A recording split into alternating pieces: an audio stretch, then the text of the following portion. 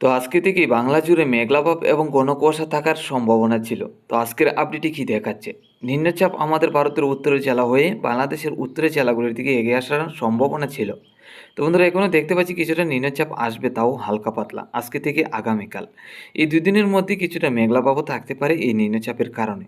তো দেখে নিচ্ছি কী পরিমাণ নিম্নচাপ বা মেঘলাভাব থাকবে, এর মধ্যে ঘন কুয়াশা কেমন থাকবে। তারপরে যাব তাপমাত্রায়।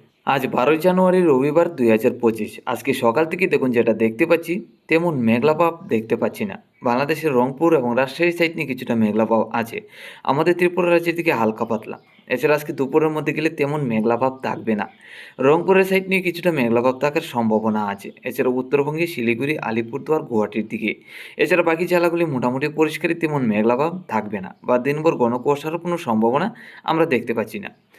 আজকের বিকাল থেকে রাত্রির মধ্যে গেলে বিকালের মধ্যে কিছুটা মেঘলাভাব বাড়তে পারে, যার কারণে রংপুর, রাজশাহী, সিলেট, ময়মনসিংহের দিকে মেঘলাভাবের সাথে ঘন কুয়াশা থাকবে রাতের মধ্যে। উত্তরবঙ্গে শিলিগুড়ির দিকে পরিষ্কার, আলিপুরদুয়ার, গুয়াহাটির দিকে মেঘলাভাব থাকবে, এর মধ্যে ঘন কুয়াশা।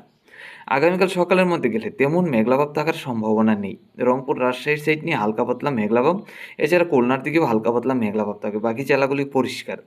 উত্তরবঙ্গে শিলিগুড়ি, আলিপুরদুয়ার, গুয়াহাটির দিকে মেঘলাভাব থাকার সম্ভাবনা, এর মধ্যে ঘন কুয়াশা। দুপুরের মধ্যে গেলে একদম পরিষ্কার হয়ে যাবে, বিকাল থেকে রাত্রির মধ্যে পরিষ্কার থাকবে। তো বন্ধুরা, তেমন নিম্নচাপের কারণে মেঘলাভাব বা দিনভর ঘন কুয়াশার কোনো সম্ভাবনা নেই আজকে এবং আগামীকাল।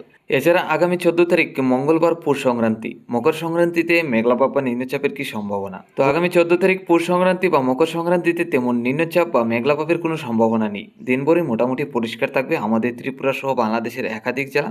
মেঘলাভাব বা নিম্নচাপ থাকবে না, আবহাওয়া থাকবে একদম পরিষ্কার। তো এখন দেখে নিচ্ছি তাপমাত্রা। আজকে সকালের মধ্যে সর্বনিম্ন তাপমাত্রা 12 থেকে 13 বাংলাদেশের উত্তরের জেলায়। ঢাকা সহ খুলনা, বরিশাল, কুমিল্লা, চট্টগ্রাম আমাদের ত্রিপুরা রাজ্যে 14 থেকে 15। উত্তরবঙ্গে শিলিগুড়ি, আলিপুরদুয়ার, গুয়াহাটির দিকে 13 থেকে 14। আজকে দুপুরের মধ্যে গেলে 27 থেকে 28-এর কাছাকাছি থাকবে আমাদের ত্রিপুরা, বাংলাদেশের ঢাকা, কুমিল্লা, চট্টগ্রাম। এছাড়াও উত্তরে সিলেটের দিকে। আসামের শিলচরের সাইড নিয়েও 26 থেকে 27। তো মোটামুটি গরমের ভাব থাকবে এইসব জেলায়। এছাড়া রংপুর, রাজশাহী, খুলনা বিভাগের দিকে 22 থেকে 23-এর কাছাকাছি থাকবে।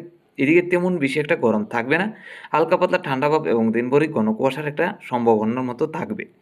এছাড়া উত্তরবঙ্গে শিলিগুড়ি, আলিপুরদুয়ার, গুয়াহাটির দিকে 23 থেকে 24-এর কাছাকাছি হালকা পাতলা গরমের ভাব থাকবে এইসব জেলায়। রাত্রির মধ্যে গেলে দেখতে পাচ্ছি 14 থেকে 15 থাকবে উত্তরের জেলায় বাংলাদেশের, দক্ষিণের জেলাগুলির দিকে 18 থেকে 19, আমাদের ত্রিপুরা সহ আসামের শিলচরের দিকেও। আগামীকাল সকালের মধ্যে 14 থেকে 15 কাছাকাছি থাকবে উত্তরে, দক্ষিণে 15 থেকে 16, আসামের শিলচর, শিলিগুড়ি, আলিপুরদুয়ার, গুয়াহাটির দিকে 14 থেকে 15। দুপুরের মধ্যে গেলে 25 থেকে 26 ত্রিপুরা সহ বাংলাদেশ, উত্তরে 24 থেকে 25-এর কাছাকাছি।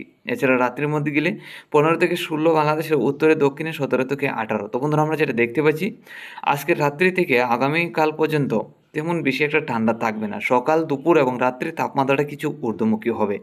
তারপর আগামী দিনগুলিতে যদি আমরা নজর রাখি, 15 তারিখ থেকে 16 তারিখের মধ্যে সর্বনিম্ন তাপমাত্রা 12 থেকে 13-র কাছাকাছি। ঠান্ডা বাড়বে আবারও 15 তারিখের পর থেকে।